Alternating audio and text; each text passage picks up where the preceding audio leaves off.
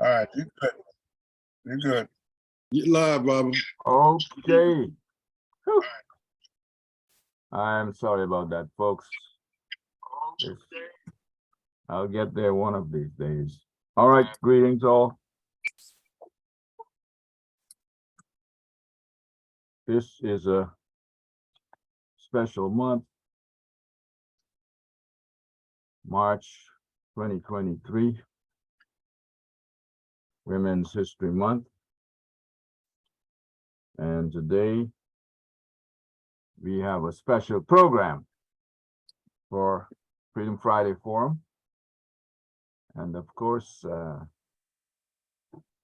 those of you who've been on Freedom Friday Forum before, you know that we have a ritual that we normally do before we start. And that ritual, of course, is the official pledge to the flag of the UNIA-ALC, as well as the preamble to the Constitution. Now, we are starting a little late here because of some technical issues. So I'm going to try to get this over with as quickly as possible before going to the presenter, Shelia Brown. And after she presents, we'll have a question and answer period. And also we'll have some commentary from other folks. And Shelia is anxious to have you all asking her some good questions to stimulate her mind to go back into all that she's read or experienced dealing with our good sister, Amy Jacques Garvey. All right, so let me start. Again, good evening. Thank you for being here. Love it that we have so many special people as well, including the President General, Achille Nkrumah, and his APG. So, and a couple of other people from the parent body. Okay, the official UNIA pledge to the flag. I commit my body, mind, and spirit to the protection, defense, and security of the red, black, and green. I dedicate my life to the redemption of Mother Africa and the liberation of our scattered Black children.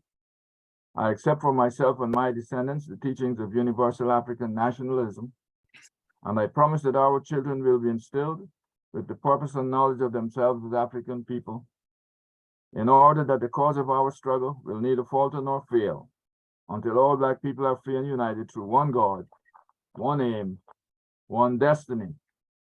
And of course, I must remind folks that this UNIA-ACL Division 330, the Woodson Banneker Jackson Bay of RC 2020, we take care to have everyone who is on our program be aware of what we are about. And what we're about is mentioned quite so strongly in the preamble of the Constitution of the UNIA-ACL, promulgated in 1920 at the Convention of 1920 in New York City. The Universal Negro Improvement Association and African Communities League is a social-friendly, humanitarian, charitable, educational, institutional, constructive, and expansive society, and is founded by persons desiring to the utmost to work for the general uplift of the Negro peoples of the world. And the members pledge themselves to do all in their power to conserve the rights of their noble race and to respect the rights of all mankind, believing always in the brotherhood of man and the fatherhood of God. The motto of the organization is one God, one aim, one destiny. Therefore, let justice be done to all mankind, realizing that if the strong oppresses the weak, confusion and discontent will ever mark the path of man. But with love, faith, and charity towards all, the reign of peace and plenty will be heralded into the world, and the generations of men shall be called blessed. I thank you for your patience. I thank you for listening to what I just said, and hopefully, respectfully, have accepted it as part and parcel of you being here this evening. Now, Ashe, brother. Ashe. now we have to deal with this program on Amy Euphemia Jacques Garvey. This being Women's History Month, and of course, our organization, we're speaking about Black women in general, and Black women of the UNIA-ALC. A little history on that. You know, Black women in the UNIA-ALC were years ahead of women in the United States. I don't know about anywhere else, but we do know in the United States, positions were given to them that you would not normally find in organizations in other organizations here in the United States. And women played a very great role in developing the UNIA-ALC in its founding as well, and carrying on post-Garvey, post-Marcus Garvey. But we are here to speak of a specific person in the UNIA-ALC. And this presenter we have with us here, Shelia Brown, a member of Universal Negro Improvement Association and African Communities League, Woodson Banneker Jackson Bay Division, RC Rehabilitating Committee, 2020. And so what we are doing is we're having her do this presentation as part of and parcel of what we'll be doing quite often in the future, and that is having our women present to the world their view of what needs to be done in the redemption of African people. So I will now turn you over to our presenter, Shelia Brown, and I'll ask her to give a little background of herself. Mama Shelia? Greetings, family. How is everyone this evening? Good. If I'm Very completely good. Greetings, honest, Sister Queen. Greetings, Sister Queen. Such a Greetings. powerful lead-in for you.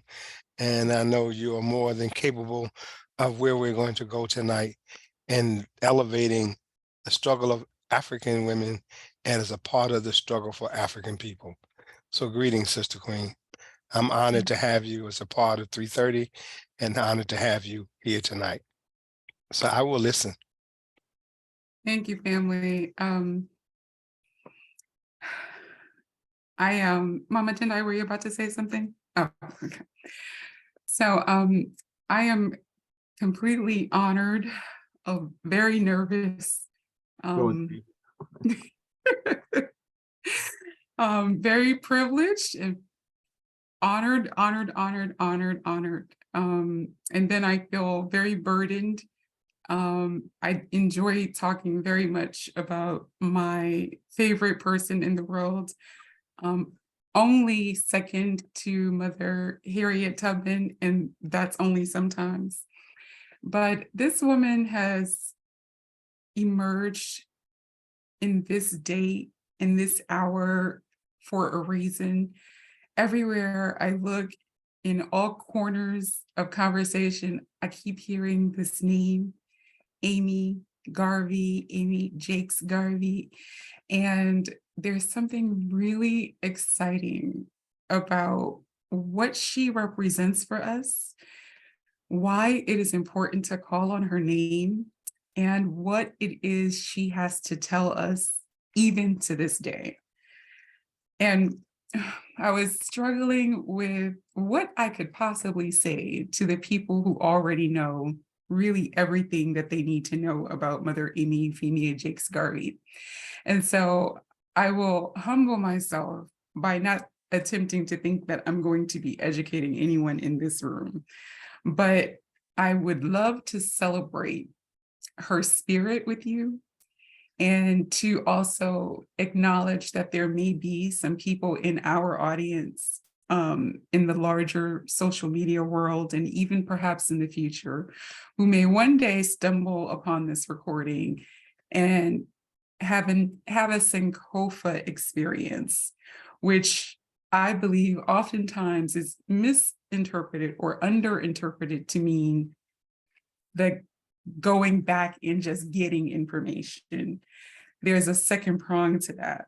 And as a strategic planner, as someone who studies our ancestors intently to the point that it is quite literally a little bit of an obsession, what I have gleaned is that the second prong of Sankofa that people oftentimes miss is the analysis of the data. So Sankofa is not just about going back and collecting data, getting information, but it is timeless, meaning that there's a historical piece to it, meaning looking back in the past, and there's a forward piece to it and a present piece. The forward piece is, why do we go back into the past? And that is the reason why I think Mother Amy Euphemia Jacques Garvey is so prevalent on this particular day, in this month, and in this year, because she helps to guide what needs to happen with us in the future. She left us a blueprint.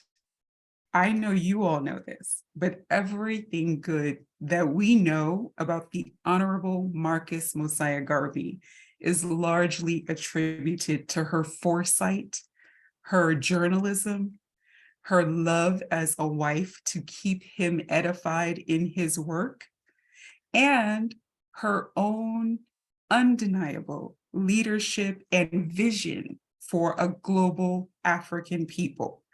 Something that was so personal to her that she endured what many of us as women today would never tolerate from anybody. She had what Mother Coretta learned to have and what Mother Betty Shabazz learned to have as these very special spiritual beings who come not as incidents to or accident to the divine work that comes to us periodically on our sojourn towards the struggle for freedom, liberation, and political empowerment, and I would add health, but a very intentional aspect of our universe and ancestral power. And so when I look at the image of Mother Amy Euphemia Jacques Garvey, who I have on this computer, I feel confident in a way, because this has very little to do with me and my presentation skills, as it does for the timeliness that is due to her, to give her the proper respect and make sure that she is held among the icons of history in the proper perspective. We often speak about her or hear about her in terms of her relationship to power, her relationship to our king, our provisional president of the United States of Africa, the Honorable Marcus Mosiah Garvey. And make no mistake about it, she considered that to be one of the greatest honors. But in addition to being the wife and the empress of that amazing man and leader, I'm sorry, my voice is shaking. Pull it together, Sheila. aside from being the wife to this amazing leader and the mother to his children, she also served some very important and distinct roles that oftentimes get lumped into two categories: secretary and wife, and of course, mother. But I would proffer today that we might be doing ourselves a disservice, and certainly her a disservice, if we don't take a moment to break down what secretary in the context of the 1920s means in today's terms. Because if we were to look closely and examine her work, including Garvey and Garveyism, Black Power, and the work she did through others, inspiring them to achieve their contribution to the continuation of Garveyism through like Toni Martin and the Honorable John Henrik Clarke and Nnamdi Azikiwe and Kwame Nkrumah and millions of others who she has impacted to this day that we don't even know about, who are studying her right now and discussing her beyond what the UNIA does in its daily work. Then we will find an archivist, a business administrator, for all intents and purposes, a lawyer at the very minimum, a legal consultant, a financier, which is one that I find extremely fun because I often get challenged by the brothers. What do you mean by financier? Let me show you. And a speaker, an orator who captivated audiences and drew hundreds at a time, if not thousands, almost in the same vein, if not equal to her husband.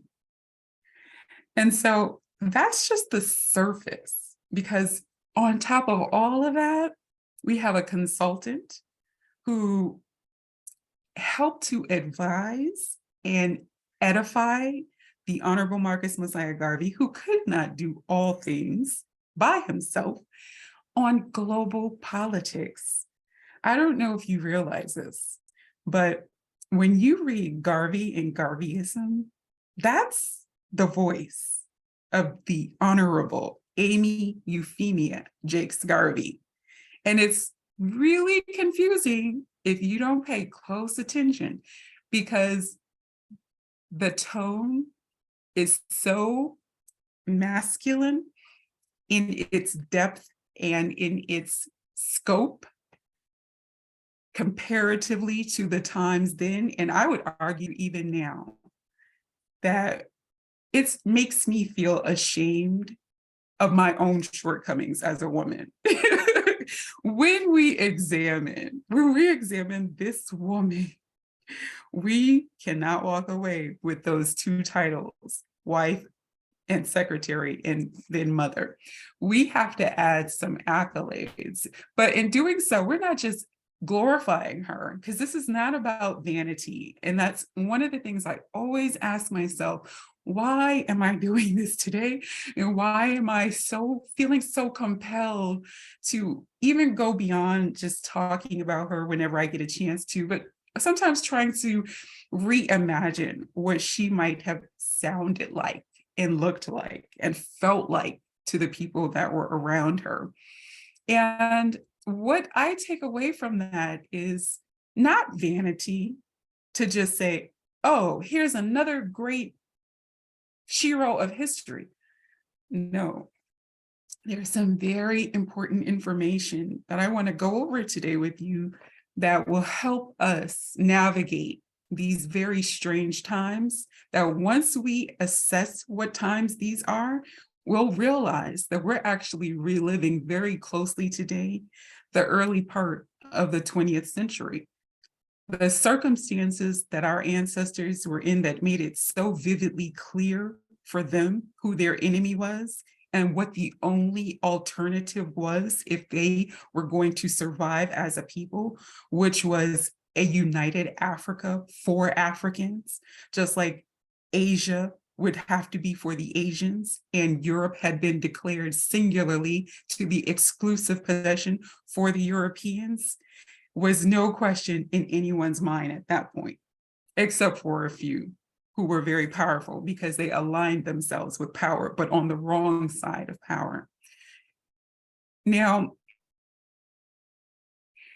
if it could be said that the Honorable Marcus Mosiah Garvey represented the vocal cords of his race, that he represented our lungs, then it could also be said that Queen Mother Amy Euphemia Jacques Garvey, the Honorable One, represented the heart and soul. If he was the king, and she was the empress or queen.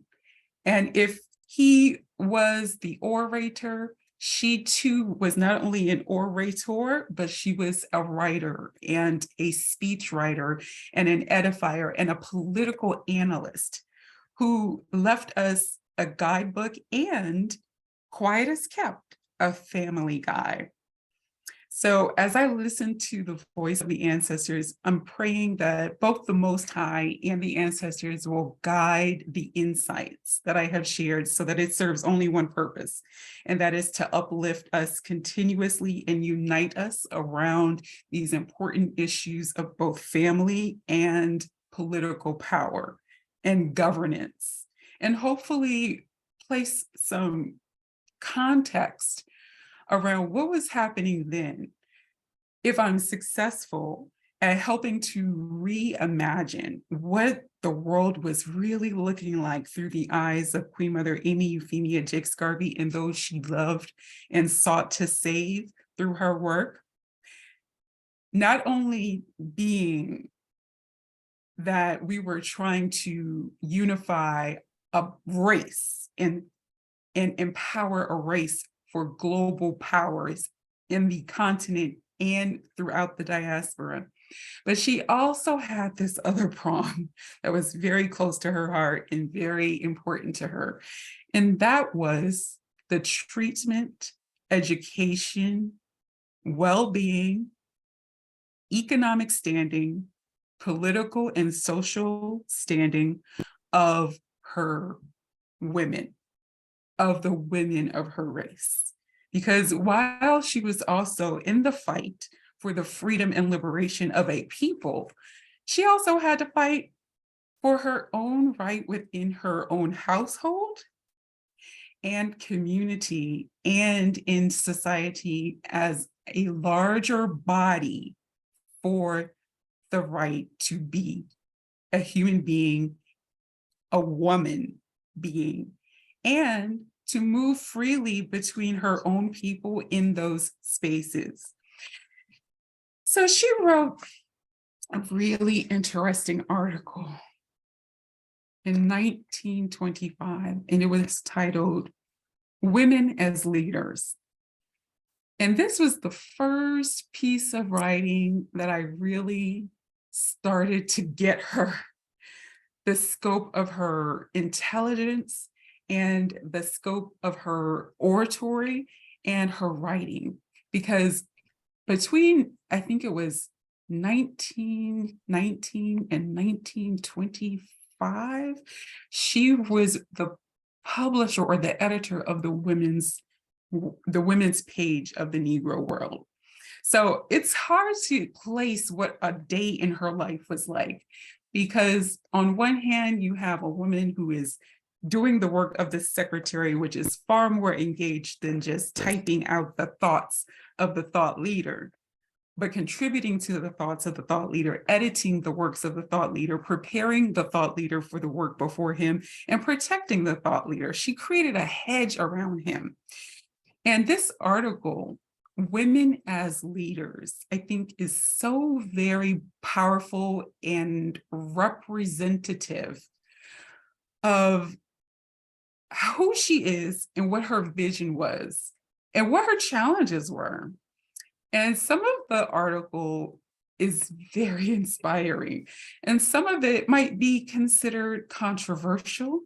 She held no punches when it came to her perspectives about the real social issues impacting Black women and Black children. And in many times and instances that made her that made people consider her to be hostile, to be unfeminine even, and definitely to be combative. Tony Martin himself said, you know, brothers didn't always want to hear about their shortcomings from her. And so it made for a very interesting woman. But when the Honorable Marcus Mosiah Garvey was falsely accused, indicted, prosecuted, and arrested for the false charges of mail fraud, something really significant happened in her life, in her home, in her spirit, and in the world.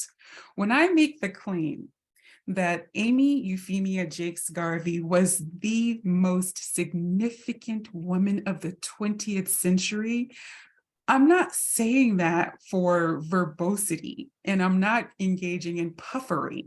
I'm not making a sales claim.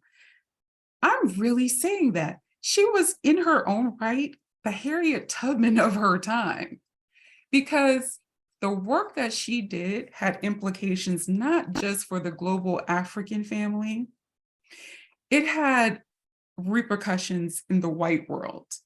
White women who had an opportunity to hear her speak declared her the most important Negro woman of her race. People were captivated by the words she had to say. Would anybody like to hear my rendition of women as leaders today? Anybody interested? Just nod your head, give me some sign. I'm so nervous. I need to shift my thought because I can go on right this ahead, monologue. sis. Yes, please. yes, please. Okay. I could go on this monologue and just lose everybody, but I need to shift my.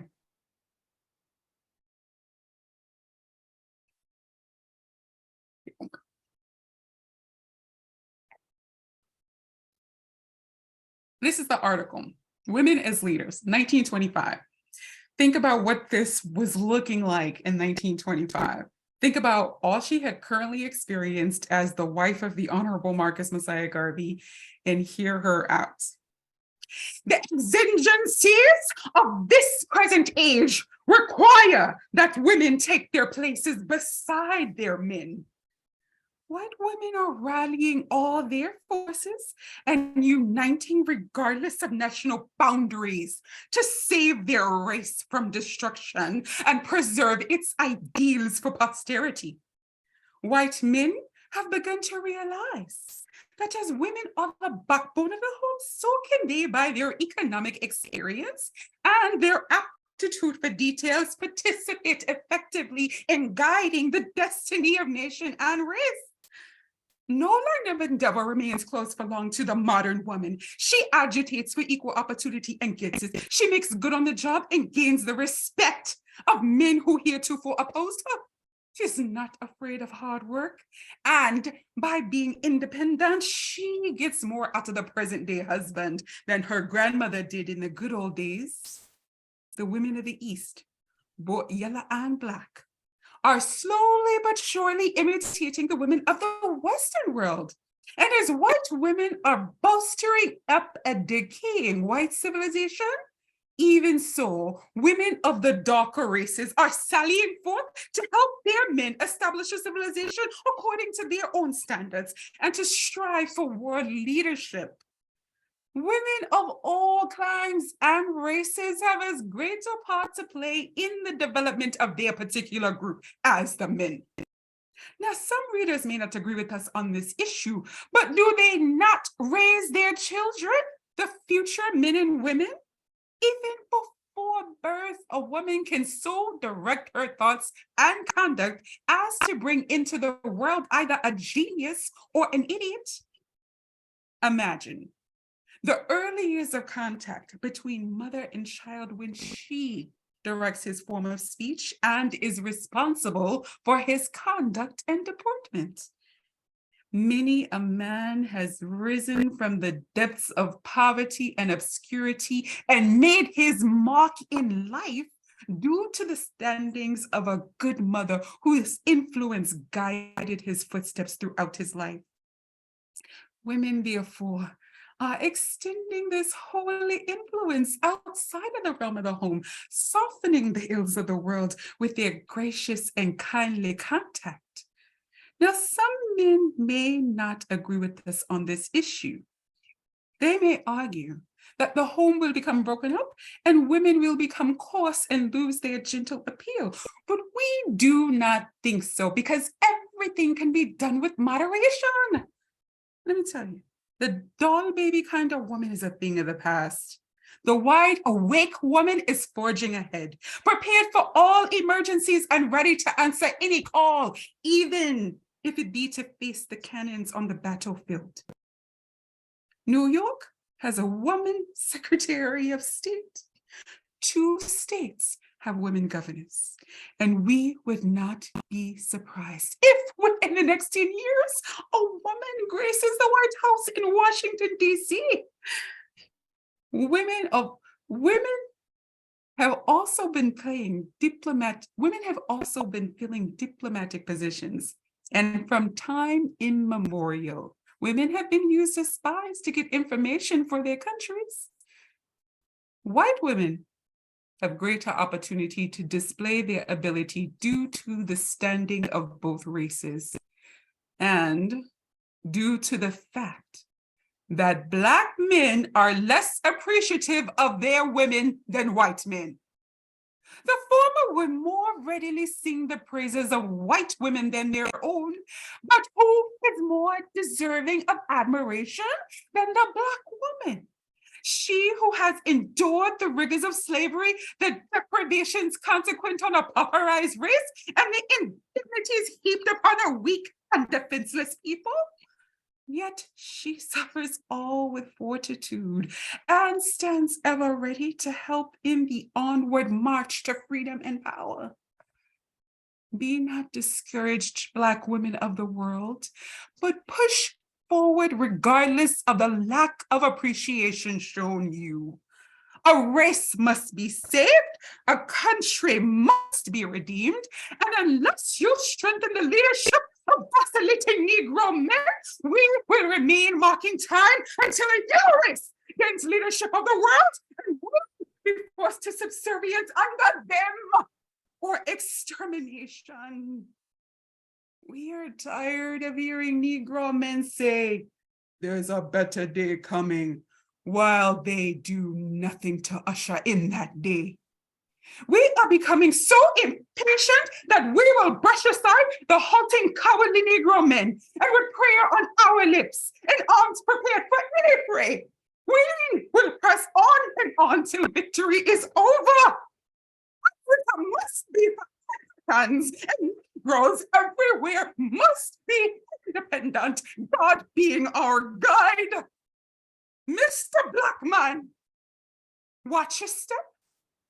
Ethiopia's queens will reign again, and her Amazons protect her shores and people. Strengthen your shaking knees and move forward, or we will displace you and lead on to victory and to glory. Oh my goodness. I am visiting. Oh my goodness, phenomenal. Oh my I am goodness. that's beautiful. visited. Thank you so much Beautiful. for bringing beautiful. that spirit in the flesh. Channeled her. Yeah. I could feel it. Ashe. Ooh. Yes. Okay. ma'am. Let me come down from that. And let's take a look at the, thank you, beloved. Let me just take a moment to say why the Sankofa of that was amazing, right? To hear the possible way she might have sounded. But did y'all hear what she was saying? Did you hear the foundational Black American argument in there? She said, white women. Sorry, there's so many times where she says white women. Where she's talking, okay, so the premise behind the foundational Black Americans is around focusing only on the work that needs to be done in the US. That's not a new argument. It was held in Jamaica, it's been held here in the US, and it's been held all around the world. The response to that she has is that white women are rallying all their forces and uniting regardless of national boundaries to save their race from destruction. I'm gonna say it again, to save their race from destruction and preserve its ideals for posterity. Do you hear the strategic planner in her? The present is we need to save our race. The future is for preserving our ideas for posterity. If we don't bring the ancestors back into the equation, we are going to undo all of the work that has already been done. We don't have to define anymore. We already know what the issues are. We don't have to guess what the solution is. We already know what the solutions is. We simply need to Sankofa present and project into the future. But that does take some work. And because we have dropped the ball and we have forgotten what has been done, we now have the onerous task of being creative and pervasive in our work, almost to the fault of compulsory with our children, and bringing them these people and unveiling, unearthing what's already been established. If the only book that we had to go on for the rest of perpetuity, if I only had one book from history, I would take gladly Garvey and Garveyism. The reason being is because I don't think that there is a book that captures 4 centuries of African and African American and Caribbean American and South Central American history better than that book. It is to be studied in the context of an encyclopedia. And inside of that book is the key to Black relationships. Because when I tell you that this woman is the financier of the UNIA, I don't mean that lightly. If you could listen to the pain from the overreaching, but also appreciate who she was in that context of someone who was constantly being overreached by her own husband, who was singular in his purpose. And guess what? So was she. And this is why we're so far advanced, but still so far behind, because we have failed to continue the work. Someone between 1925, when the height of the UNIA was going on, when Queen Mother Amy was doing her divine work, and Baba Marcus Garvey was trying to pick up the pieces of the infiltration and the deception and the massive, monstrous initiatives that were being waged against these 2 people and their most significant and closest comrades. The world, we will find a woman who was prepared for almost anything.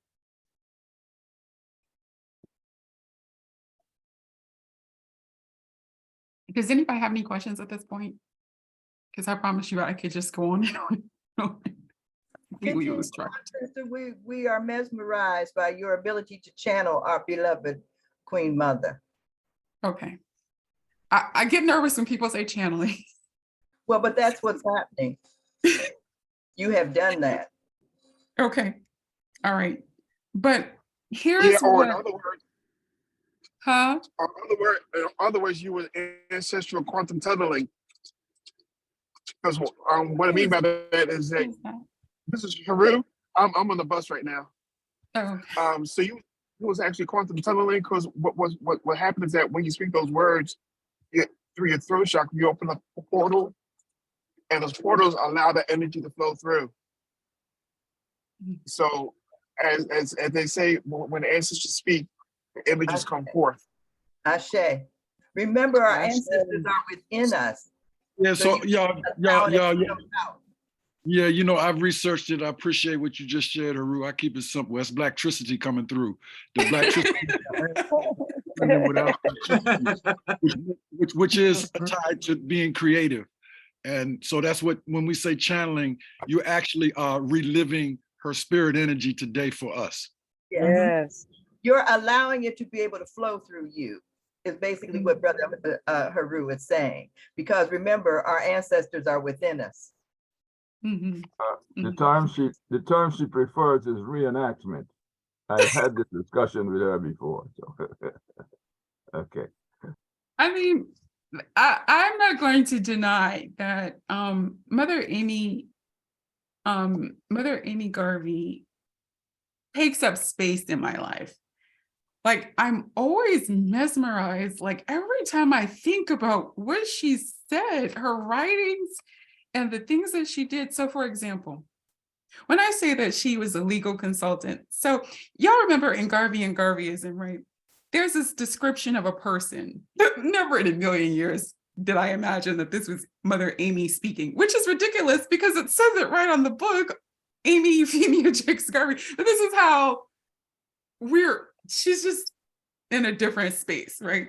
But she's describing all of these political events that were taking shape around the Honorable Marcus Mosiah Garvey, who, by the way, stepped foot in the United States, in Harlem, New York, on March 17th. This is a holy day for us.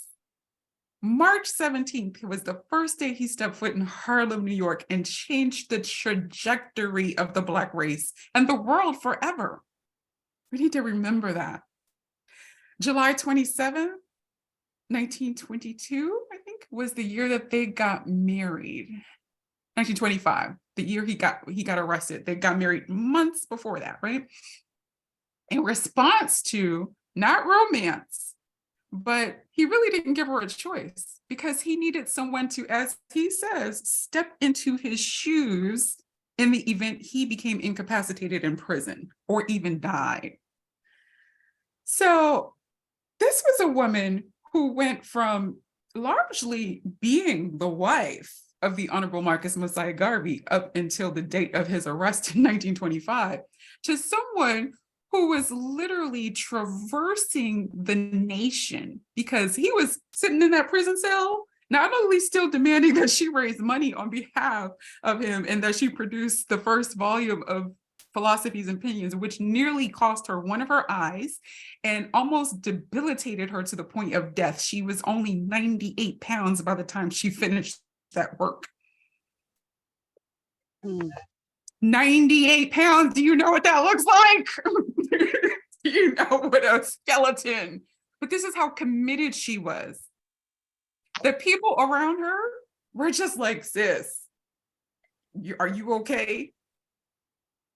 The demand was so clear for her that even the overreaching of her husband did not interfere with her clear focus, her focal point on a united Africa for the liberation of African people. She needs to have her name declared in its own space. Yes. She was not an accomplice. She was not, what's the word we use when we say something is like an accessory? Like she wasn't optional.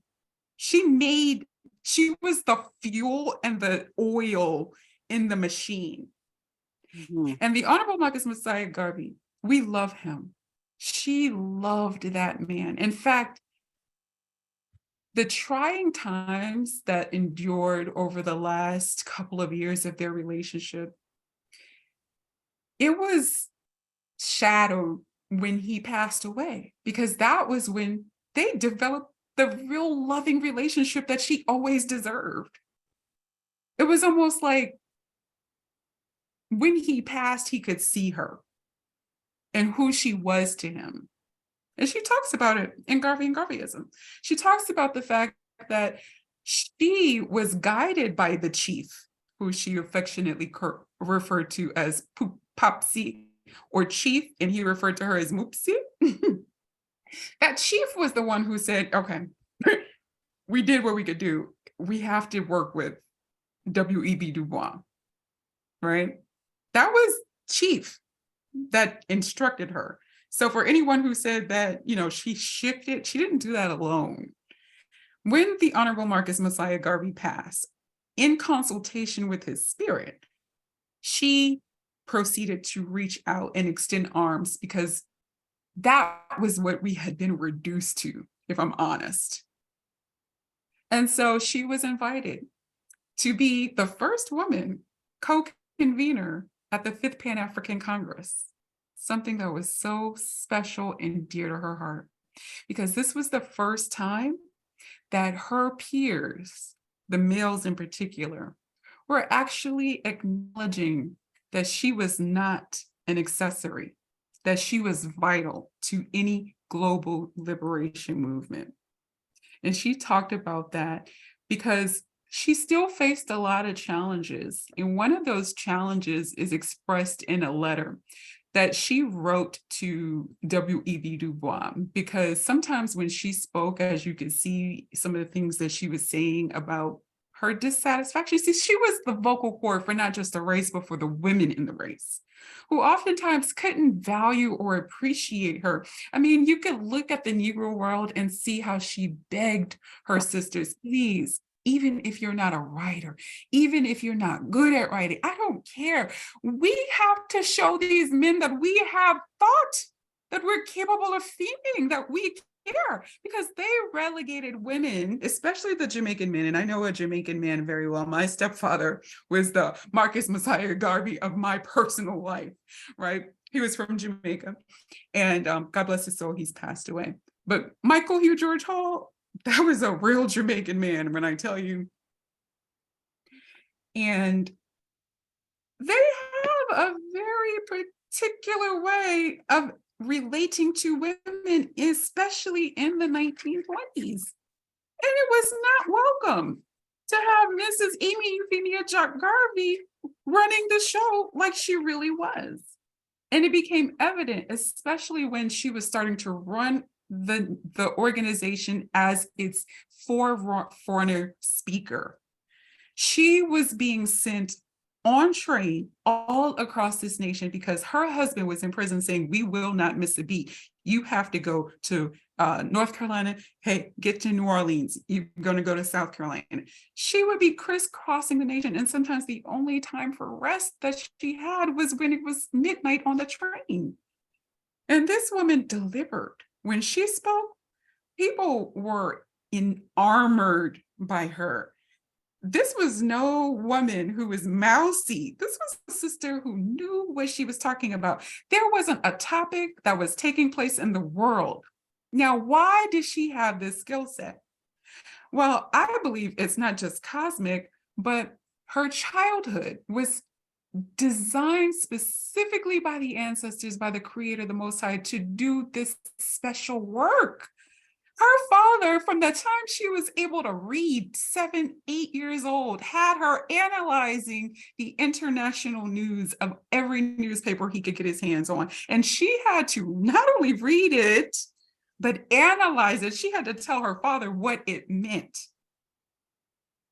And so when she started to work with the Honorable Marcus Mosiah Garvey, when they closed the doors to their bedroom, the work just began for them, because she would hand him the clippings for the paper, because she was not going to have her husband going out on world platforms claiming to be the president of the provisional president of Africa, speaking for all Africans, and not know what's happening in Europe, China, Mexico. There was no topic he couldn't touch on. And that was because she prepared him for it. And sometimes they would argue about what a particular article meant or what the outcome represented.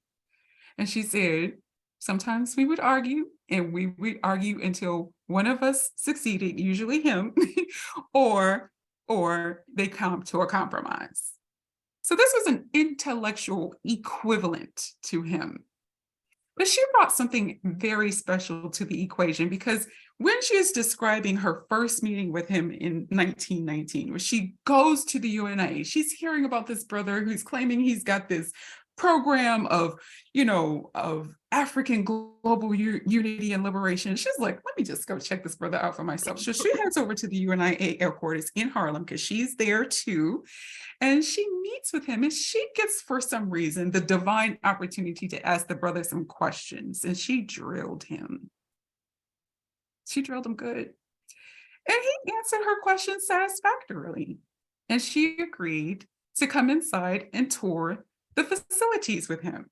And when she looked around that place, the lawyer who had gone right after her academic studies, graduated, went to work at a law firm. Now, here's where the divine comes in, and this isn't just me saying it. This is her saying it. She said that when she was offered a position at the law firm to serve as a law clerk for all intents and purposes, right? Her father said, heck no, my beautiful daughter will never be surrounded by these nasty, vulgar, groping men. Well, the ancestors, they had a different plan. And shortly after that offer came in and he rejected it wholeheartedly, he passed away. And the offer came again, and she accepted. 3 years of study in that law firm, she mastered everything she needed to know that would be completely instrumental, not only in restructuring the way the UNIA headquarters did its business, by implementing a chain of custody. So the lawyers in here know how important a chain of custody is when you get a piece of evidence, right? So you don't know it's evidence when you were first joining the UNIA, but what she did know is that organizational structure was designed to operate in a way to create transparency. That was something that the UNIA did not have up until the moment she stepped foot in the door. So she's going on the tour with him, and she's looking at this mess, papers all over the place. Oh my God, she's mortified. People are handling cash, checks all over the place. The records are mismatched. The membership records are, what in the world? He said, listen, I have work, but I don't have the workers. So she started volunteering, and she promised him, I will do some work. And the more she came to volunteer, the more she realized that the more he asked. And she soon realized that she was never going to be able to give enough for him. And she started to deliver. And she worked and worked. And one of the first and most important things that she did that is critical to those of us who are fighting for the exoneration of the Honorable Marcus Messiah Garvey, one of the arguments that is so critical that you need to know was that part of his defense was that he didn't touch the cash. By the time Queen Mother Amy got into the picture, she had put a hedge of protection around him. She completely removed him from the equation. And in doing so, she created a chain of custody whereby from the time the post office delivered any piece of mail, the person who handled opening the mail was not the person who stamped the mail, was not the person who signed off on the register about the amount of money that was on the stock check or on the in the receipt or in the cash, was not the same person who had to sign off. There were 3 or 4 presidents or administrators or executives that had this. He was nowhere in the equation because she could foresee the potential for accusing him of mishandling the money. And so this was his defense, family, because he had a legal consultant and didn't even realize it. He literally had his defense. And that can be part of an argument that is waged today when people are making their claims for reparations. How can you have a reparations argument without doing the calculations of what the UNIA had established in record? The millions of dollars that were wrongfully taken away from the UNIA, and what if that had gone on uninterrupted would have amounted to today? So you can't have an intelligent conversation about reparations without analyzing Garvey and Garveyism. the stores. Do you know Black folk had the first Black butcher? Harlem had 3 grocery stores. White folk were shopping at UNIA groceries, the launderers. So when we examine where we are today as the UNIA, are we the economic engine that represented the UNIA? Do you know that Black folk who weren't even in the UNIA were coming to the UNIA for business advice to save their businesses, to acquire loans and bailouts? This is not something to be played with. People saw the UNIA as a functioning governing body. It was the vocal cords. There was nothing that happened to Black folk that the UNIA did not speak about, address publicly in the forum. Do you know that the UNIA was replaced by W.E.B. Du Bois' version of a weakened integrated social structure that's a part of a weakened American system? So when we had Black folk walking around in militaristic style uniforms, parading down streets, what we have, the version of that has replaced today. No disrespect, but what was so successful about the undermining of our ancestors' efforts today looks like your Black college and university marching bands. That's what we got replaced for the parades of a government. Do you see it, family? How destructive that is? You had Black folk walking around with militaristic style uniforms, parading down the streets, confusing white folk. There was an instance where Black people were in their UNIA parades and processions. And let me tell you, our UNIA of the 1920s was so legitimate that the provisional president of Africa was sending delegates to presidents' funerals and getting responses and invitations.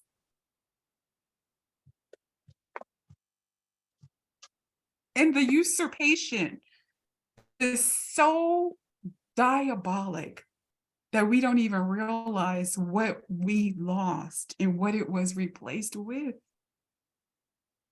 We lost a government, arguably, and received an association.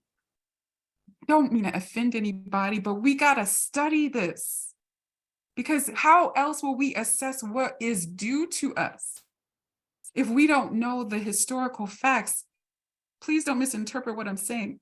These organizations are run by very sincere and loving people in many instances today, especially the body, but they don't know what we lost. And maybe what role their great-great-great-grandmothers was playing in the hopes and heights of the UNIA itself. Because our ancestors didn't do a good job of transferring information. But thank God, thank the Most High, that this ancestor had sense enough to work, to record. So something within that woman was so brilliant. Whenever the Honorable Marcus Messiah Garvey spoke, she would gather the speakings. She would take notes of the photographs. She would record the engagement circumstances. And this is why we call her the archivist. It wasn't a title she gave herself. It's just our observation of her brilliance. And her brilliance was possible because she was in the rare instance of being in the presence of a real king. Anybody want to say something?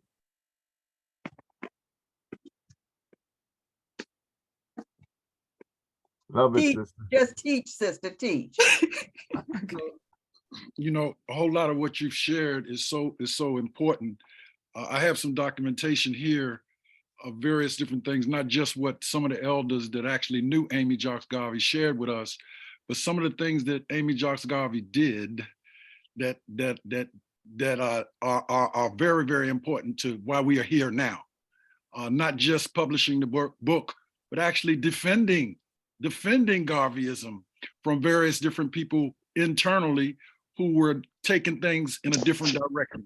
It's a whole lot of documentation like that. So I thank you because you're bringing forward not only the documentation in her words, but the spirit, because most of us should know Marcus Garvey Jr. and Julius Garvey, who were raised primarily by Amy Jacques Garvey, ended up carrying on Garveyism as well. And both of them attest to the fact that they learned everything they got primarily from their mother, V.A.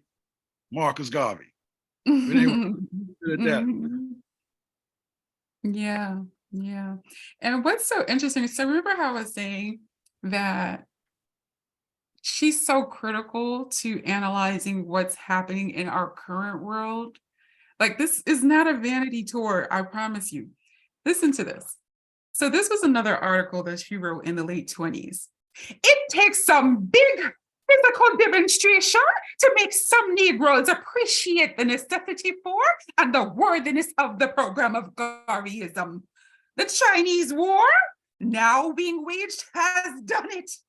10 years ago, when Marcus Garvey started his crusade and informed a warring world that peace could only be brought about when each race group and nation learned to respect the rights of the other, and that as Europeans claimed Europe as their exclusive possession, so should Asia be for the Asiatics and Africa for the Africans. He was laughed at by some Negroes and dubbed a dangerous man by European land grabbers. Today, the slogan, Asia for the Asiatics, created by a Black man, is the war cry of millions of oppressed Chinese who are letting Europeans know and feel that their home is in Europe, unless they are willing to be governed by Chinese. Today, thousands of white people are packing up bag and baggage and leaving China for the Chinese. Hundreds of years of prayers, petitions, and appeals made no impression on the powerful nations of Europe who were busy exploiting China. But less than 1 year of fighting made the decision to leave China alone to work out her own destiny. Now, what does that sound like we're talking about right now? The 1920s have just come complete, this is me, right? The 1920s have just come complete full cycle. She was talking about the Chinese war, and listen to this. Under the caption, "Want it? Fight for it." Mr. Brisbane of Hearst Publications writes, "If you want anything in selfish civilization, fight for it." China started fighting, and Europe suddenly becomes polite. Russia wishes China well. Russia wishes China well, thinks she should rule herself. Asia has learned what Africa is now learning, that what is worth living for is worth dying for.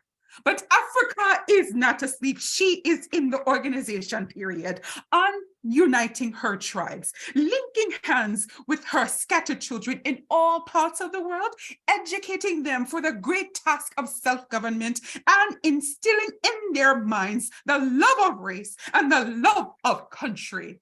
It is a great task. But once this task is done, the battle will be comparatively easy. But what human forces could be successful in defeating 400 million determined, well-trained Negroes? Oh, they had better sense than to try such an unequal conflict. They will yield as gracefully as they yielded to the Chinese.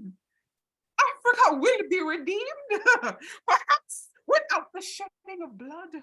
But in the meantime, Africa bides her time, and from the ocean strand or jungle mountains veil and need, the sweet, strong unity will spread on the wings of winds and woo her fretful folk into one dream, one voice, one heart, one hope. And yet again, she'll claim her sacred right to rule herself apart from the alien right.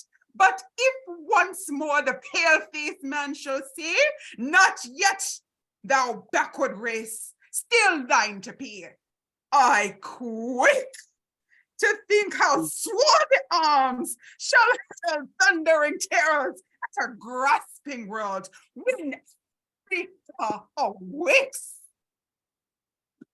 Speak the truth. China, Russia, Yeah, yes. this is the headlines right out of today's CNN report, right? Do you think that the solution is any different today? Because keep what we're saying going to history we keep saying history is cyclical. yeah. Yes. And so this means that not only is the Honorable Marcus Messiah completely relevant to today, the work and the analysis that his wife, our mother, our empress, left for us as a guidepost is more important than ever.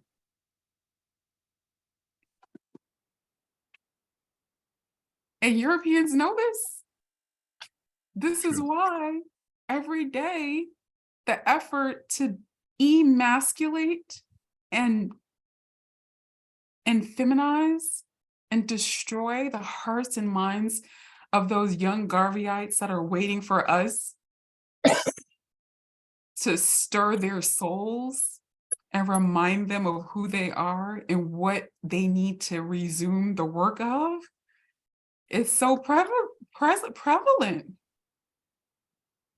And it frightens my soul when I think about where this is headed, because the argument that I believe is going to be made, or the transition from Russia and China, is going to quickly shift into somehow a struggle for Africa and the continent.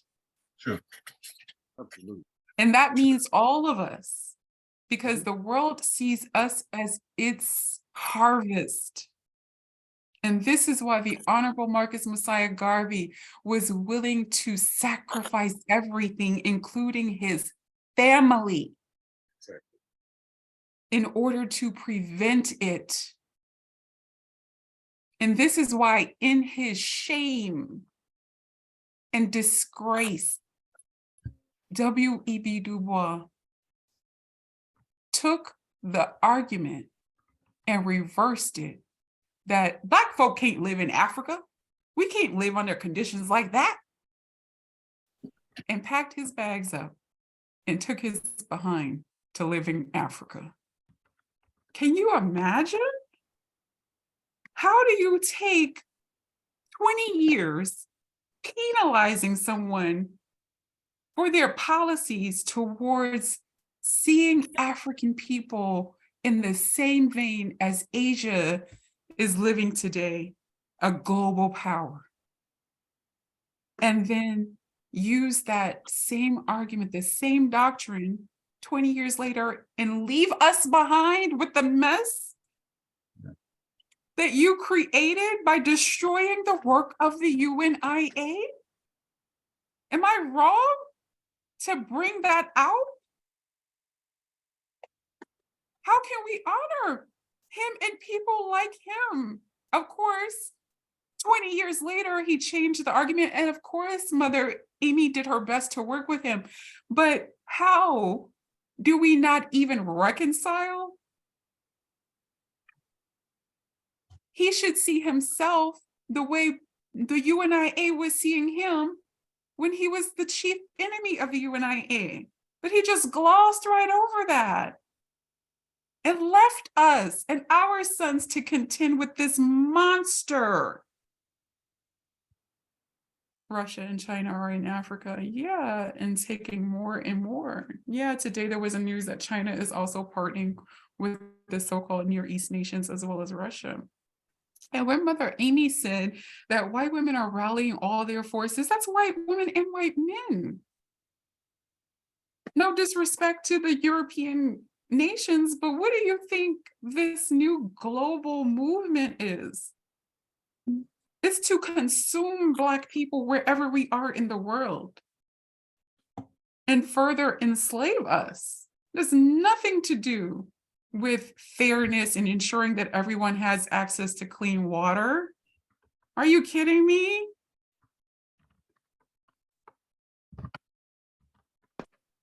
It's heartbreaking. The name of it, Amy Jacques Garvey. She touched on so many things, beauty, the relationships between Black women and men. And when I say Garvey and Garveyism has these secret codes in it, it's really careful. You got to read it from the perspective of a Black nationalist woman. So this is why, and this is another delicate conversation, our ancestors were under tremendous stresses. They cannot be completely faulted for the behaviors that they engaged in. But please, let's reconsider the claim that Mother Amy Ashwood is the equivalent of Amy Jacques Garvey. I don't mean to sound disrespectful, but are you aware that Mother Amy Ashwood, in her anger, rightfully so, I am sure, at feeling dismembered from what was rightfully her place. But don't you ever go to the FBI and work and testify against the provisional president of the United States? Your harm wasn't that bad. It was your ego that was bruised. You're going to destroy an entire nation? How can we put her in the same vein? I love that ancestor. She reminds me so much of my grandmother. My grandmother is not the type of woman that marries a Black nationalist leader like the Honorable. She would cut you. She had no business being with the Honorable Marcus Messiah Garvey. She was a different cut. She was fire. You don't put that kind of heat. This was a woman who was in tune with her body. She wanted sensuality. She loved alcohol. She loved herself, and she loved the good things of life. Read it. You can read it. She was asking Garvey for dresses and stockings and hats and clothes, right? She was a woman who wanted, she knew what women were entitled to, but we do have to thank her. We do have to thank her because I don't know if you're aware of this, but because of her African sensual power and beauty and sensuality, we got the Honorable Marcus Messiah back from a potential relationship with a white woman. She made sure that that brother was so in love with her, and she oversaw the writing of the letter that he wrote to that woman who was pursuing him, the British woman, and said, oh no, I can't be with you. So we must give her proper respect. She was a powerful woman. She was a serious sister. She should be studied as well for that which she did, which is unacceptable in my standards. I mean, in Mother Amy's standards and everybody else's standards who is doing this work. What could you possibly have done? How can you go to the master rapist to prosecute rape in your community among the damaged people? How can you go to the master murderer for justice? You see what I'm saying? Like, there was never an excuse for that. She knew what he represented for the people, and if he had some faults, then we must contend with that. But we do not bring our enemy into this conversation. And if anyone was justified in their anger, it would be Mother Amy Euphemia Jacques Garvey. Because even though the Honorable Marcus Messiah Garvey was regretful on his parting days and his parting words about not giving his wife what she was due, he knew and she knew everything that he did was for the fulfillment of his divine purpose. She made room for that.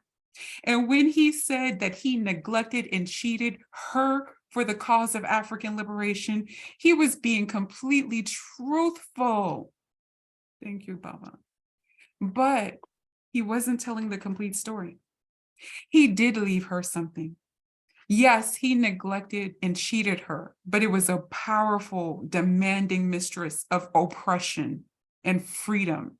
And she was okay with that because she was married to that cause too. But he did leave her with something. He left her with debt and 2 children to contend with that debt. I mean that.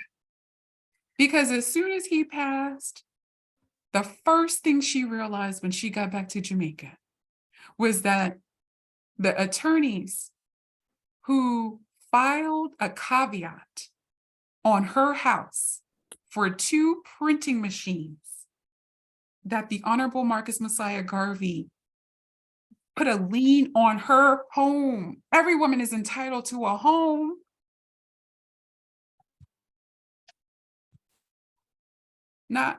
Not when you are an African liberation fighter married to the biggest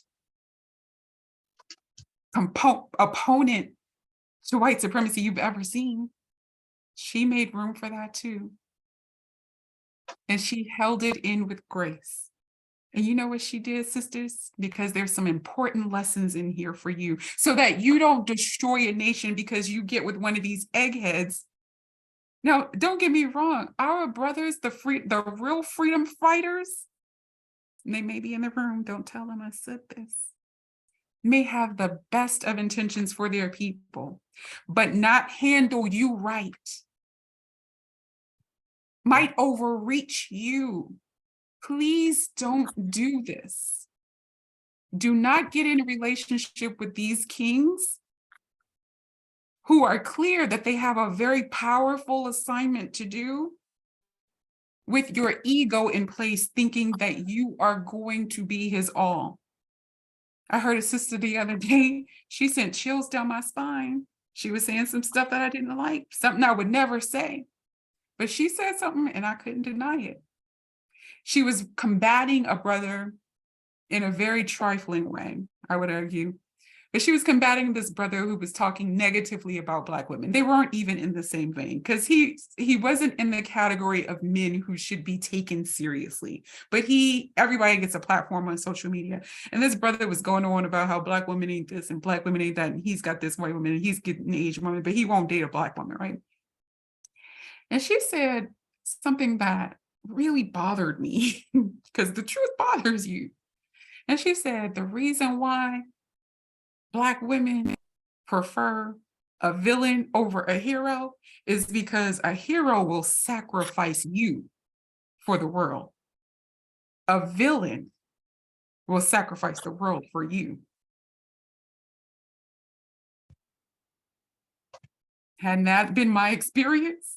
Even in the scriptures, have we not seen that? And I was like, got me stunted right there, sis. But what does that mean?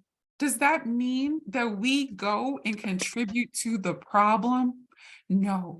And does that mean that we become victims forever? I'm speaking from experience here. We're talking about 10 years from the time I was 17 years old with master teacher, Dr. Malachi Z. York. Can you imagine what I have seen? You could never get me to say anything negative about that man.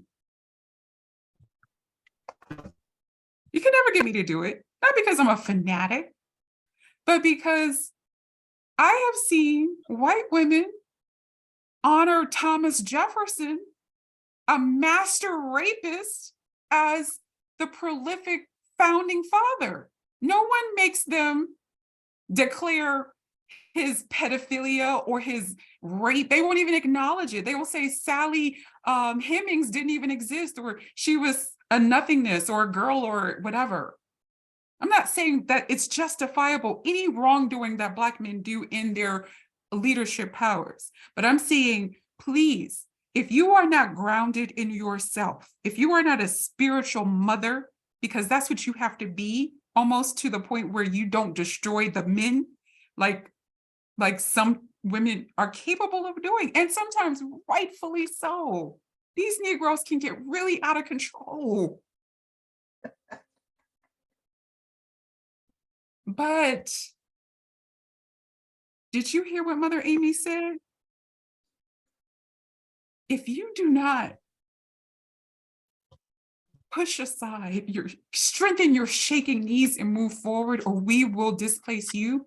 That was her final warning to you. You need to get it together, because every woman has her threshold. Brothers, y'all better learn the thresholds and stop playing around, because some sisters are on that ashwood and they will cut you and they will do everything they can to destroy you, and even if that means destroying a nation in the process, because you have hurt the wrong one. So you have to be responsible, and sometimes you have to allow yourself to be accountable to a body of elders. My sister? There's a study on that, regardless of whether or not you are a Christian or something else. Dr. Miles Monroe mastered this piece. He mastered this piece on how to manage yourself and submit yourself, even when you are the baddest thing talking. You have to submit yourself to a body of elders so that you can be critiqued and checked, because if you don't, the beloved ones of you who are still on your spiritual journey into manhood, but you have accepted the ancestral call to fight oppression on behalf of your people, Nelson Mandela. See, if you talk to the right women, you will get the picture of Nelson Mandela, and probably very honestly so, as a wife beater. Is it possible to be a monster and a hero at the same time? Absolutely.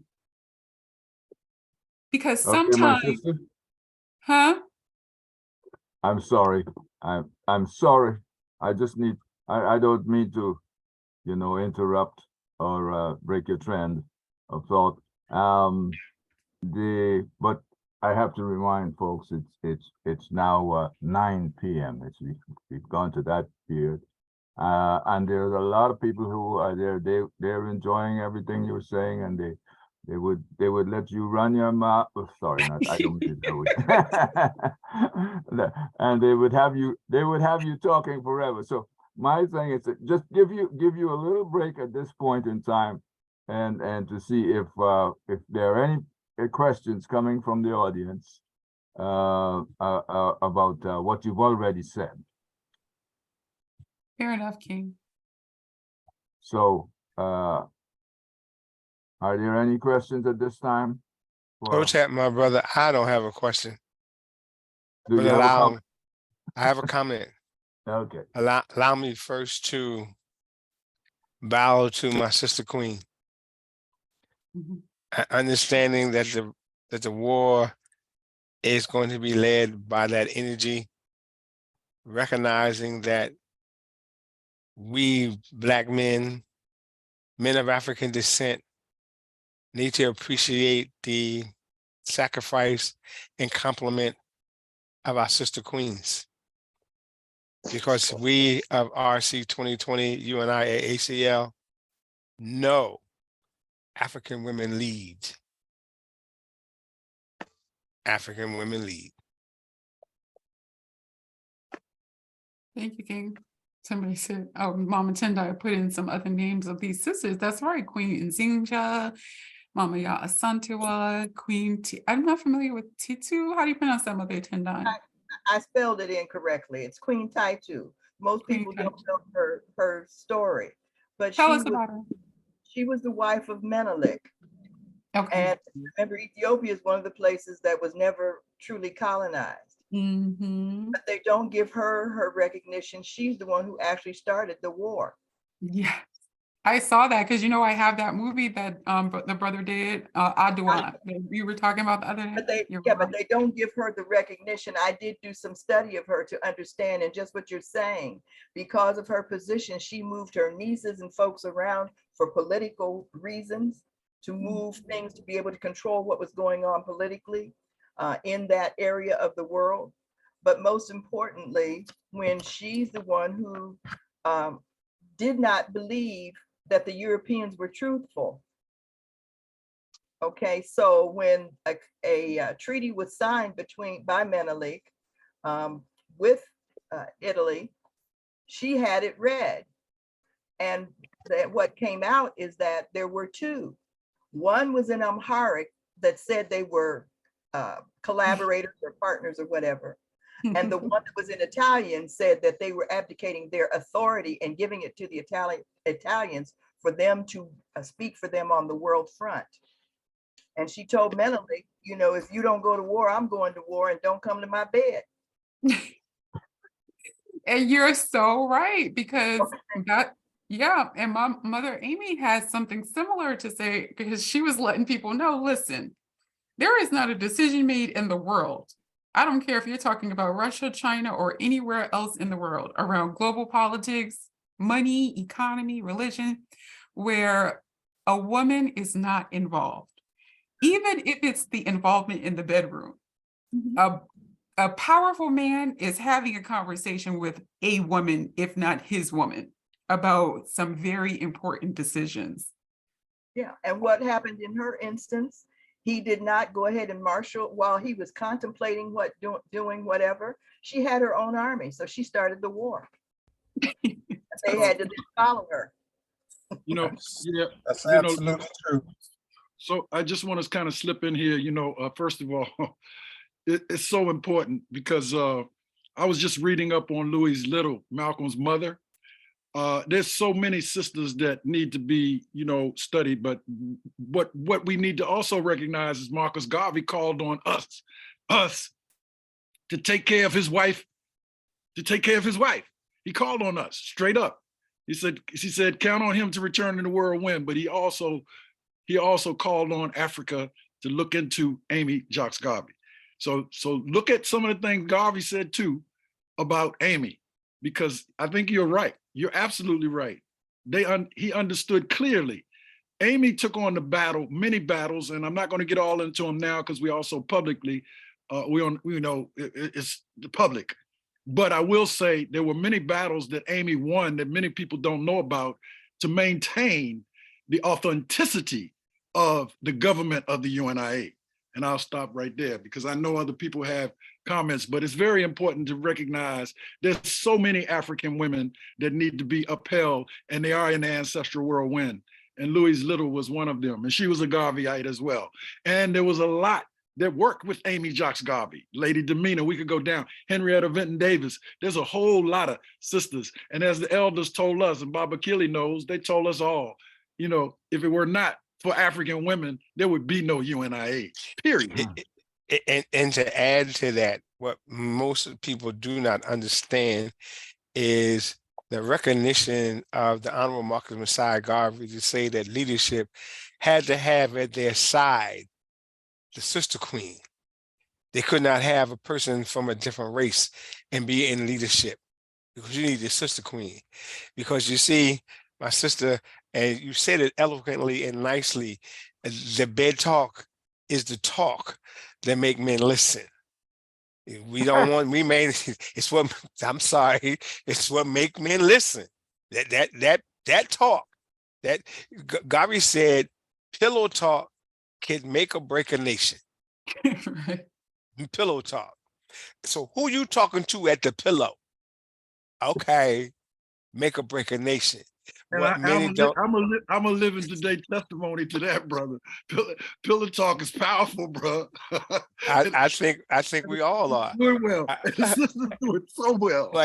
But what and to that point, as my sister was bringing out, and Mama Tendai different names, what I want the world who hears this tape recognize, we're not just honoring Amy Jacques Garvey because she was the queen of Marcus Messiah Garvey, but because she was the queen of a movement that raised us to a different level.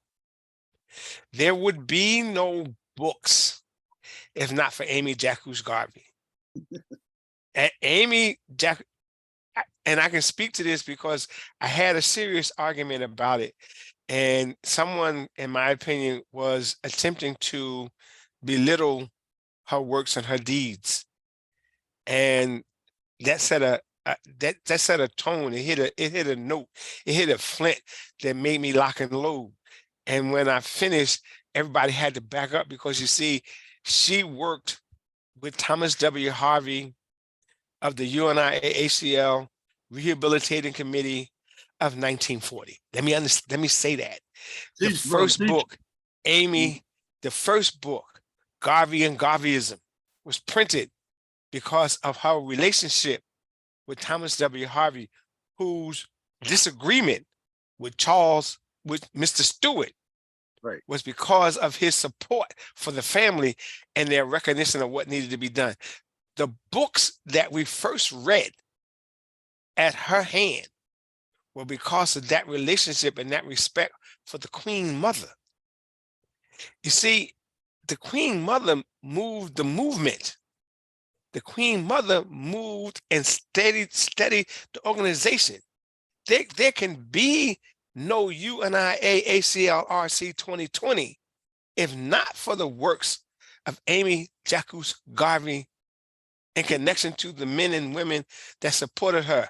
Sister Isaac, who was a first student of the Honorable Marcus Messiah Garvey, was expelled from the organization because she held up first Amy Jacques Garvey and the family.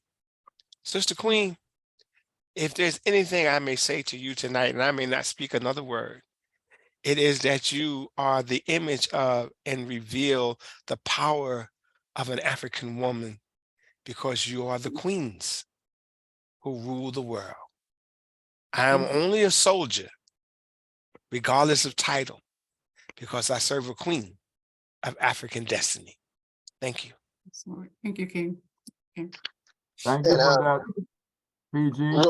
And you know, I don't want to wear the sister out. I know and I would, you know, she's got a lot more to say, but I don't know how much. But you know, my sister, would you want to do this some other time, because you know, it's 9:12. We want to close this out at 9:30.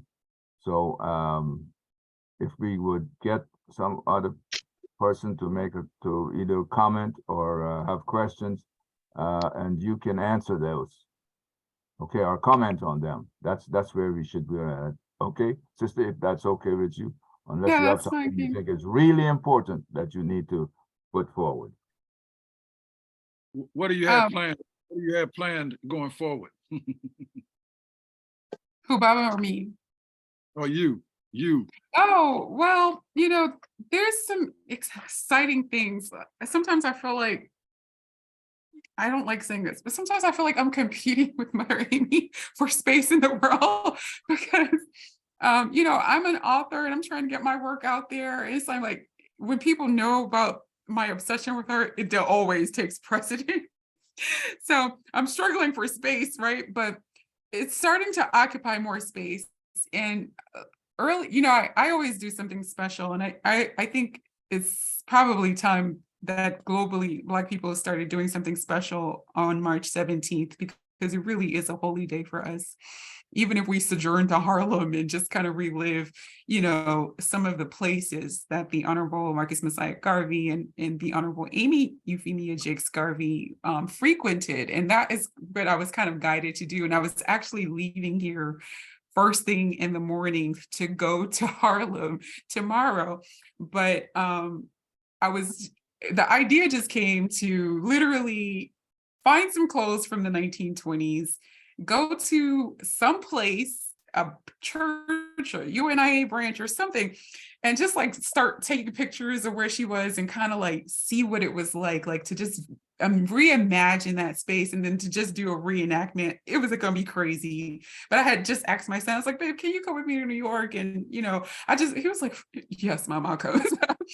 And that was the plan. But this is turning into something really different. So first, Baba Singora, I just had a phone call with Baba Shaka, and because there's snowing right now in New York, we took that as our ancestral sign that we might need to postpone this. So we just agreed to another date in April. Perfectly fine with me. Mother May I? Empress, yeah, go ahead, King. May I? You struck a nerve. Whatever you do in 2023, let us collectively plan from UNIA-ALC 2020 to make that happen in New York in 2024 in March, so that it's not just you, but let the body speak and humble themselves to the works of Amy Jacques Garvey. So maybe the snow meant for you to have this conversation here with us, so that we, along with you, it'd be hard for me to dress in 1920 gear, but I think I can make that happen. You know, I'd be hard, but I think we can make that happen. And then we go to locations in New York, because here's what that will do. It will set the world on a pivotal point. The key part is it'd be 2024. And so I want you to think of what was going on in the world in 1924. The battle, the struggle, the challenges, the conflicts. And so we go and we say, we hail up the Queen, because the Queen was fighting a war to save the king. That's the war she was fighting. You've all mentioned Dr. Mama Tendai, and I call her Dr. Tendai, but Mama Tendai, as well as yourself and others, has spoken about African sister queens that led the war. And we have a tendency not to think that Amy Jacques Garvey fought a war against positive brothers. She fought a war to hail up the Honorable Marcus Messiah Garvey, even though he was in prison. And even though he was facing prison sentences. So think about it, Sister Queen. You're in 330. If I don't hear directly from you, Baba Mosey, I will hear from you. Sante Okay, San. PG. Thank you, PG. You're Yeah. welcome, brother. Got you assignment too. So Mama, you Stephanie, got it. go ahead with what you were saying about the project you're working on Sheila, and the Centaur going to do in April. So everybody's Sheila. clear. Sheila, Yeah. It's Sheila Baba. You must have known as Stephanie in the past. I'll explain. I'll talk to you later about it. Yeah. No worries. No worries. It's deeper than that. He did it again. Go ahead, Stephanie. Mama Sheila. Sheila. I know, I'm just messing with Baba. Go ahead, Sheila. So yeah, that's one of the things, notwithstanding the suggestion that our President General has made. Another thing that has come up is Empress Chi has invited me to sometime at the end of this month, we're still working through it, to come and do a reenactment in honor of Women's History Month. I don't know if you guys know who Empress Chi is, but Empress, are you on the call? If you are, say something. But Empress Chi is the woman who started the Million Woman World March back in 1997. And we are preparing to do a Million Woman World March in 2023 in October. This is going to be a transformative power impact. We have meetings on Sundays. Sometimes it's like at 12:30, sometimes at 3. But when I talk about, I've never seen a master organizer who thinks as globally as this sister does. But anyway, so that's one of the things that she's making space for, because she wants to install Mother Amy as a part of her work for women. And this is something that's open to every woman. She's open to conversation. She's open to your input. And this is a great time to join in. And she hasn't announced the city yet, but there are several cities on the table. And I will let her, if she comes on, explain a little bit more about that and how everyone in here, including our brothers, can get involved. And then as I was so bent on doing something for March, largely because I celebrate March 17th by myself usually, but because also it was women's, I don't know if I just made up the month. I thought it was Women's History Month. Sounds good to me, but apparently it's just International Women's Day. There is a month, Mama Tendai? Is it a month? Okay, so there is a Women's History Month. So that was something I really wanted to do, and I'm still open to doing it. I have like 3 of her speeches, 1.5 of which I've got memorized, but I have been working on this beautiful script to bring, especially to our children, what it might have been like in the conversations that were happening back then. See, because everything was black and white. You can see from the way she spoke, there was people were honest back then. You know, there was no color and this and that. People were being lynched, they were Black. The people who were doing the lynching were white. It was a black and white world.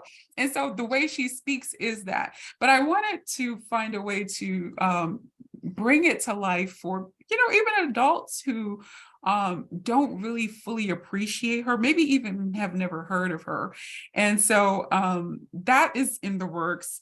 And around it, it's kind of taking on its own shape because there are some powerful people who do very powerful work who are being attracted to what I am saying and putting some things in place. So while the 2024 can certainly happen, President General, I've actually already been engaging with some folk who are investing in some things beyond my control at this point.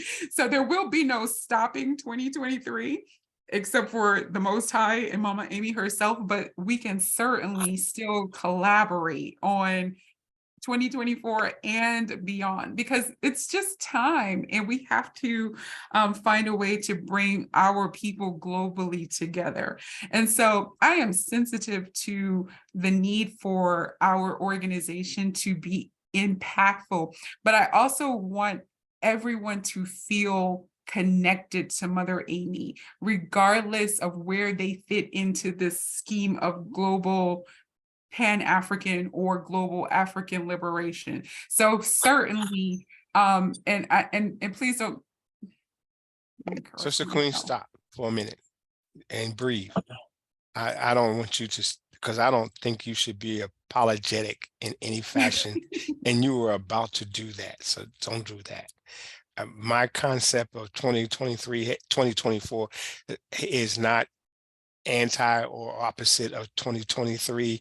And Sister Empress Philae Chi, who was the president of the Black Student Union at Community College after me. So I know her.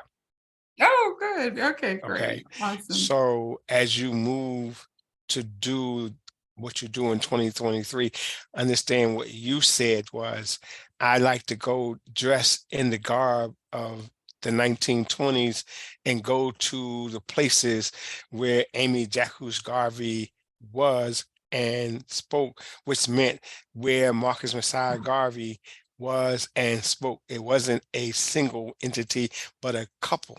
So here we are, RC 2020, talking about Amy Jacques Garvey in this particular month. And if that was your thought to do in March 17, you probably won't do it this year, March 17, dressing in the clothing because of the weather. Yeah, but you see, understand she spoke in the weather too.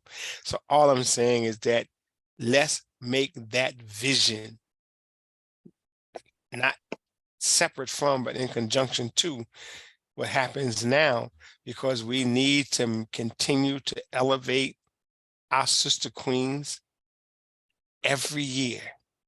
RC 2020 historically has done programs that were led by sisters in this particular point in time. And we generally have had sisters from across the world speak, and we brothers sit humbly and listen. I have done that tonight. We also have visitors, our ancestral visitors.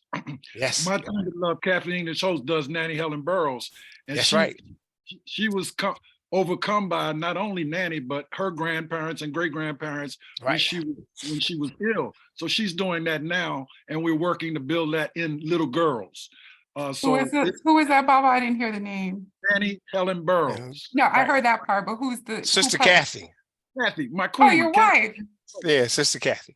Yeah, Yes. she's been channeling Nanny Helen Burroughs for a long time now. And Yes. she's done it all over the place and done many times with the UNIA. And did it at our centennial when we had Marcus Garvey channeled through Ron Bob Simple and Brother Haru Forayata. So it's a lot of that going on where the ancestral energy, like Mama Tendai was saying, comes through us. And you got the calling and you're here. I'm saying so it's no better thing. We got to do that. We have to do that. As PG is saying, we know that our ancestors have been waiting and watching, but we also know many of our ancestors are coming through us. And so open it up, let it go, let's go. Doesn't matter. Baba Mosey, I have been talking with Baba Mosey about the possibility of us doing something as a UNIA fundraiser around this, reenactment. So I don't know if he had a chance yet to share it with you guys. We'll talk about that, sister. We'll talk.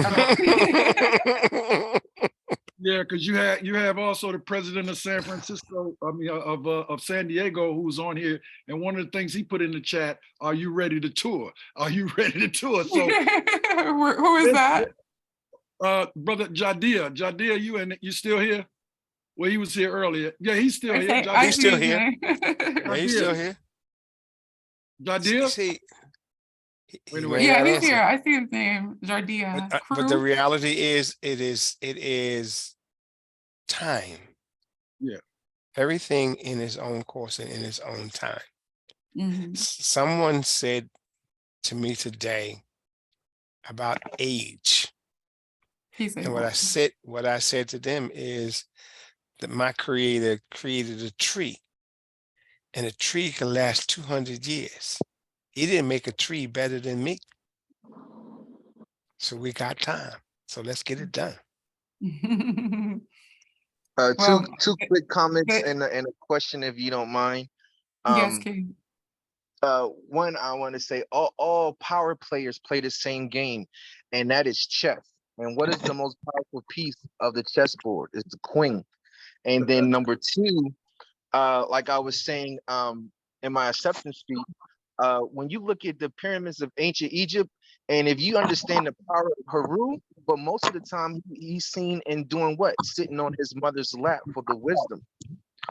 And number three, the Oscars is around. That was more than Oscar worthy. It was epic, your performance, and you should really maybe look into an audible to the book, because nobody can do it better than you, Miss Brown. And you killed it. So Hold on to that, Chef. Hold on. Thank you, coming King. back. We'll have some discussions later. We're in the same division, so hey,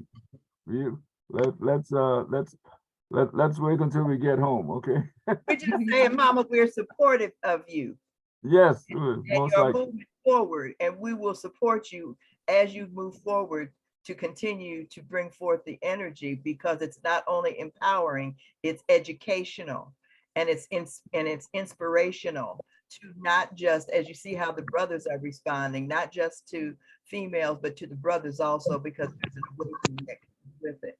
I know I had put in the chat about the fact of Oshun, because we think of Oshun, she's been denigrated the same way that Amy Jacques was, because people do not understand the power. What she represents is that power that you're talking about, that exudes and exists within womanhood.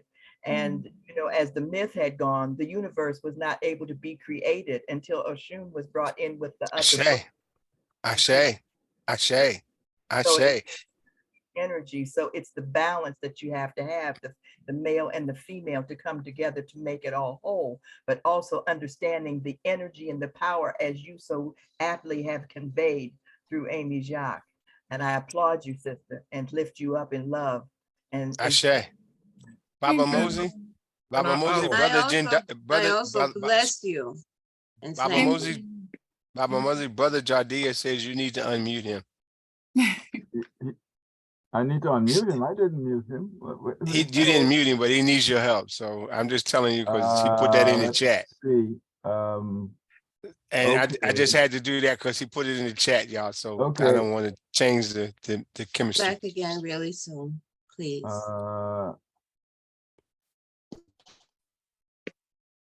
You did ask. to Hey, unmute Baba him. Shaka, I see you in here. Baba Shaka.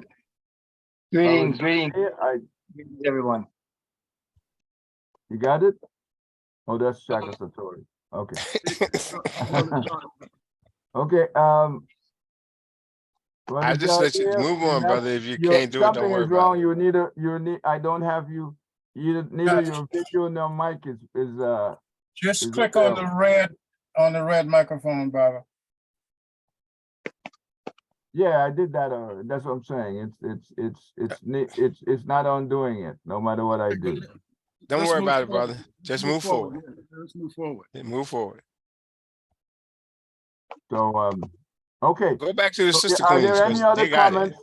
Any other questions or comments? We just have a few. Oh. Okay, I'll give it 5 more minutes before we close. Well, I just want to welcome Brother Shaka Santura joined us. I know he didn't catch the whole thing, but he just joined us. Shaka. Yes, sir. Yeah, you just joined us, so we get ready to wrap up. And earlier, we were talking a little bit about the project y'all were working on, and the fact y'all are not going up to Harlem now, but you're going to try to do it later. But did you want to share?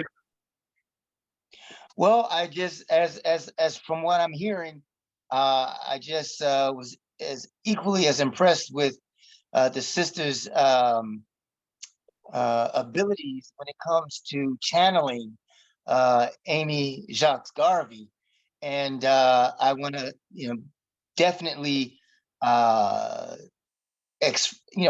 use every means that I have to help the masses understand the significance of both Amy Ashwood Garvey and Amy Jacques Garvey, but most of all, Amy Jacques Garvey. And when it's so obvious that Amy Jacques Garvey walks with this sister and speaks through this sister, who, from what she claims, never having any formal acting experience, or acting training. I'm a ride with that, but it's very hard to believe based on just the level to which she performs. It actually surpasses performing to me. And I think that it's great that all of us on this call see that and are acting accordingly to make sure that the masses are impacted by it, and that Amy Jacques Garvey moving forward gets her due and her rightly deserved credit for not only what she did in terms of assisting Marcus Garvey, but impacting everybody who was influenced by him after that point. Mhm. Ashe, without Amy, there'd be no books. That's right. Right. And Baba Be no Shaka, when books. he says this work, Baba, I was telling them about our agreement to go into you were going to meet me in Harlem. I didn't tell them that it was you, but Baba Shaka and I have set another date, actually April 2nd, and we are more than happy to have anyone join us along that trip. But you have to understand, family, when something is compelling you, there is no waiting. But there is something that is driving and that is saying eternal, right? Because what we do now with what time we do have, because we don't know what time we have, right? No one's guaranteed tomorrow.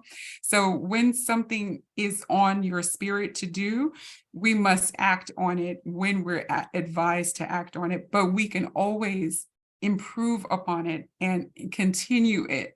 And so Shaka Satori, do you want to tell them how you were supporting the vision that I shared with you? Before you do that, Sister Queen, Brother Jadia wants you to do this presentation for the West Coast. So you have more to come. No doubt. Okay. No question. Right. Absolutely. Good. I'm sorry, Baba Mosey. So no, I thank her for giving that answer, because he he called on me earlier to try to get some information, and I will hold, sister. You'll get the word out. We know for sure, but we reached that point where I think we need to close, and because we're gonna save you for listen. This is not this is like Chinese food, they say. If you eat too much of it, you'll lose the good taste. Baba Mosi, Anyway. I know you're trying to go, but it's important to let people know that Amy Jacques Garvey's spirit has returned all over the place. Her gravesite was just remodeled. They just opened Amy Jacques Garvey Center in Jamaica. So it's right. Like, it's time.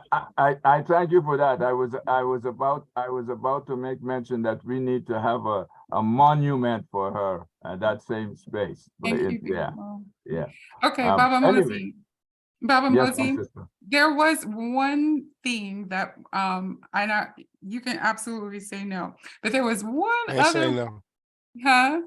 You can't say no. That's all. You can't say no. There was one little thing that I was hoping to have the time to share, and I think it would be a great way to close out because it has a little bit of humor. It's one of her little writings.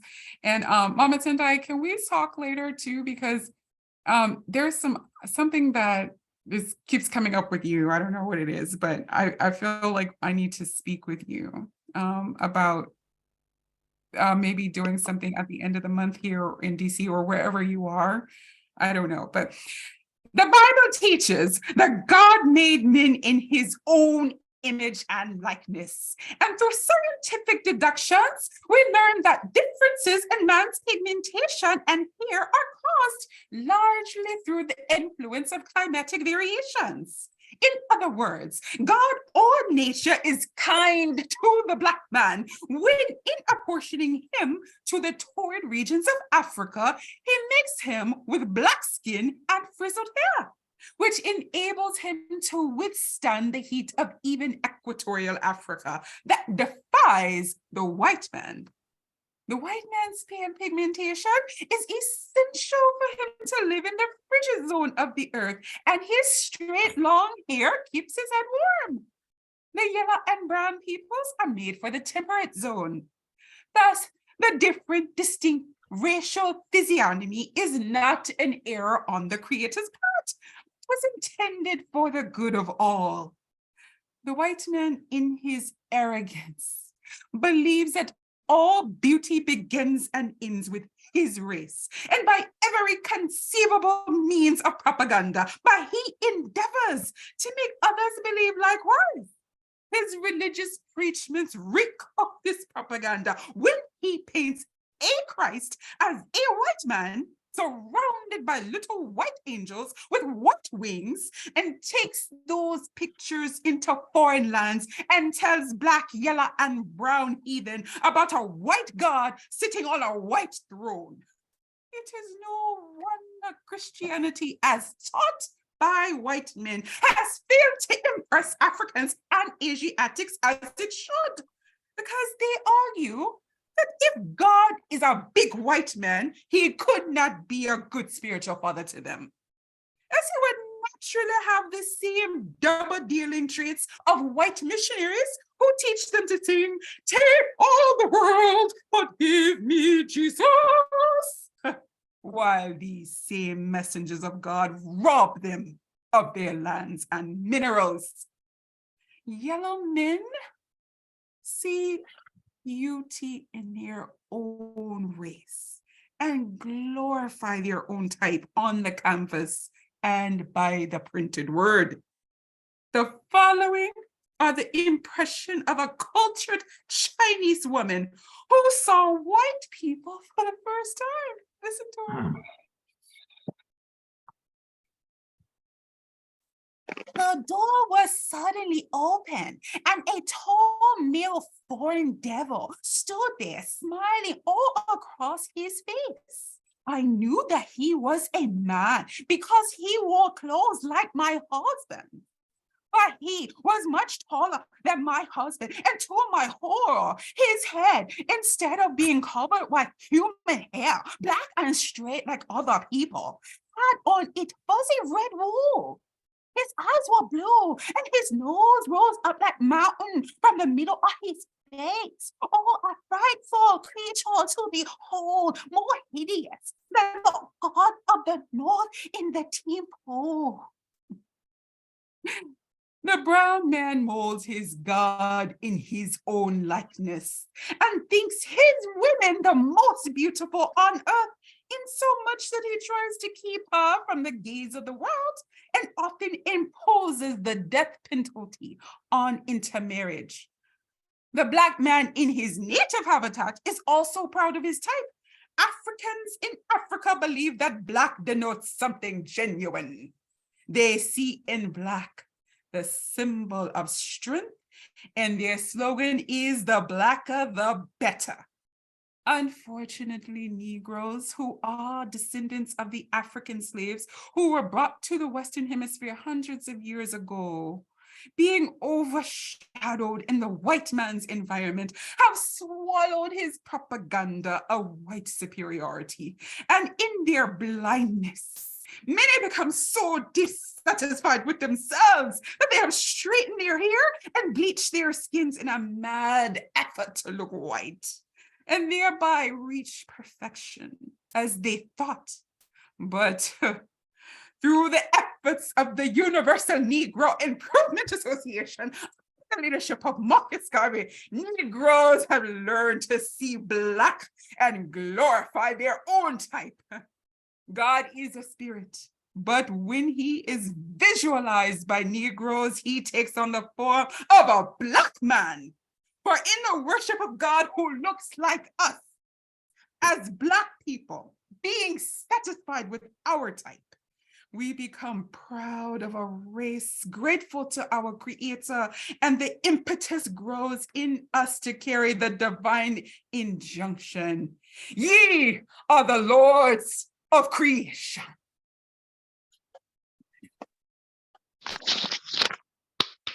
Asante, my sister, but that was Amy Jacques Garvey. So I say Asante Sana, Amy. Amy spoke to us tonight through you. And I know ancestral spirits have the capability of coming through us. So as you were closing it out, I looked at your eyes. I know I'm on Zoom, but I looked at your eyes, and you had succumbed to the spirit of Amy Jacques Garvey. So yes, we look and we see God in our own image, and we recognize that it is our duty to raise our queens to the level of queendom so that we can achieve freedom and therefore change the dichotomy in the world. Sister Shelia, Asante Sana for you tonight. I humble myself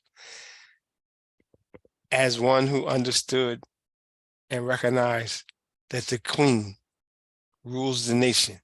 The king is merely a part of the process. Yes, Baba Mosey won't let me buy your book until they sell it. No, Until they sell it. I gave no signal. I can always depend on you, PG.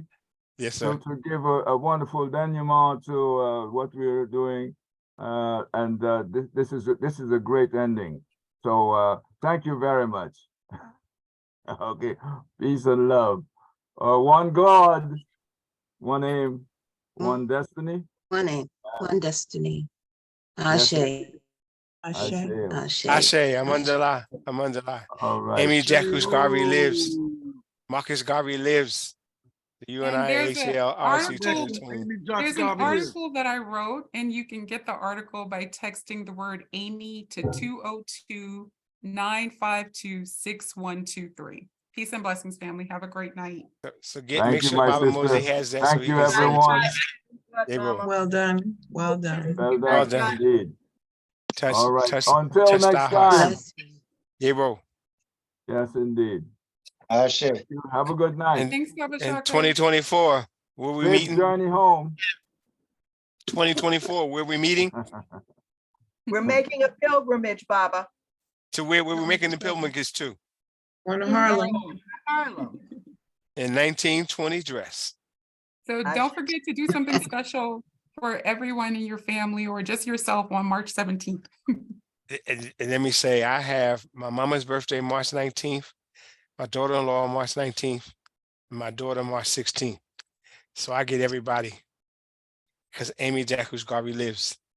Ashe. So Amy, I know I love everybody, what everybody's saying about 1924, but 23, we got a big convention in Oakland. As I'm gonna leave it at that.